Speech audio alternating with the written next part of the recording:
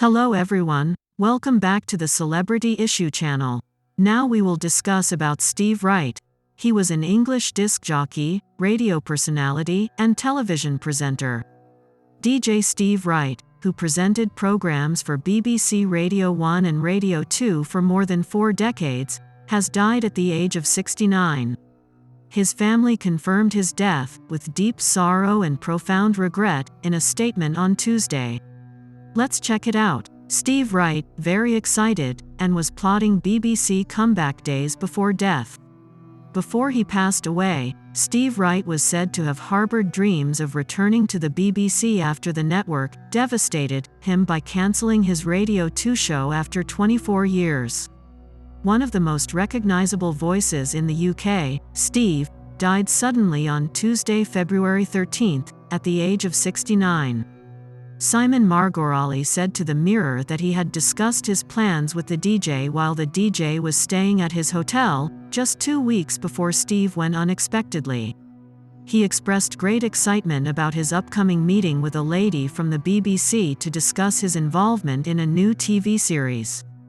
Mail Online has contacted the BBC for a response.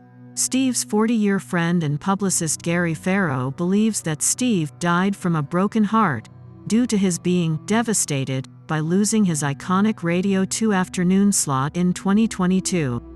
Steve lives for the show, he absolutely loved it, and the listeners loved him, he said in a Sun interview. I think his death was brought on by a broken heart. It comes after Radio 2 host Helen Thomas, less than 18 months after the show's discontinuation, released a statement honoring Steve, which incited anger within the organization.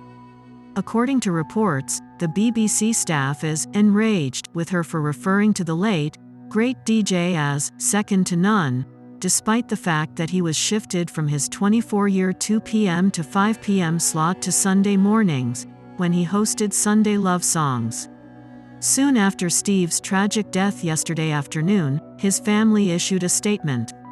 According to Ms. Thomas, everyone loved the radio veteran because he was the greatest at appreciating the friendship and camaraderie that radio promoted.